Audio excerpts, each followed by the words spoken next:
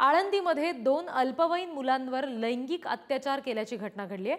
आळंदीतील खासगी शिक्षण संस्थेमध्ये मध्यरात्रीच्या सुमारास हा सगळा प्रकार घडल्याचं कळतंय। 12 वर्षाची ही 2 मुले आहेत ज्यांच्यावर अनैसर्गिक अत्याचार करण्यात आलेले आहेत। पोलिसांकडून या प्रकरणातला आरोपी महेश मिसाळ याला अटक करण्यात आलेली आहे। महेश मिसाळसह त्याच्या बहिणीविरोधात सुद्धा गुन्हा दाखल झालेला आहे।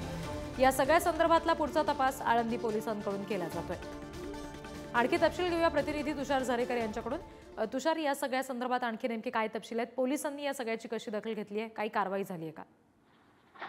रिद्धी, एकंदरीत जर आपण पाहिलं तर पुणे हे विद्येचं माहेरघर आणि त्याच्या बरोबरच असणारं आळंदी हे खरं तर वारकरी शिक्षणाचं माहेरघर म्हटलं तरी वावगं ठरणार नाही। कारण वारकरी शिक्षणाची अनेक संस्था खरं तर या आळंदी नगरीमध्ये आहे ना, आणि आळंदी नगरीमध्येच अशाच एका वारकरी शिक्षण संस्थेमध्ये म्हणजे खाजगी वारकरी शिक्षण संस्थेत असा हा प्रकार घडल्याचं पाहायला मिळतंय।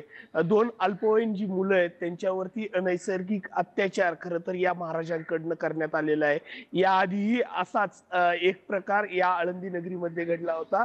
त्या महाराजांना तसंच जेलमध्ये पाठवण्यामध्ये आलं होतं। मात्र असे जे प्रकार आहेत ते वारंवार घडताना पाहायला मिळतात। आळंदीतील वडगाव रस्त्यावरील ही जी संस्था आहे या संस्थेतील 12 वर्षीय मुलांवरती एका महाराजाने अनैसर्गिक अत्याचार केलेला आहे। आणि ही जी मुलं आहेत ते त्यांना आता खरं तर त्यांच्या आई वडिलांनी पोलिसांकडे धाव घेतली आणि त्यानंतर हा संपूर्ण जो प्रकार आहे तो पुढे आल्याचं पाहायला मिळतंय।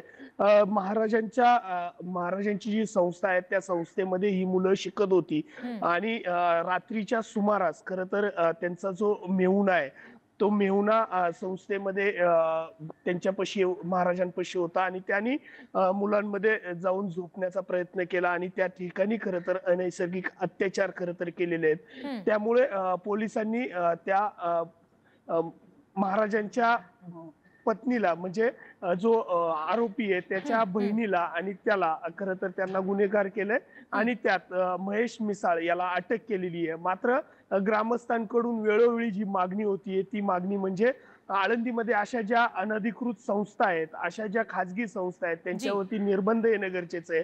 कारण असे जे प्रकार आहेत ते वेळोवेळी वाढताना पाहायला मिळतात।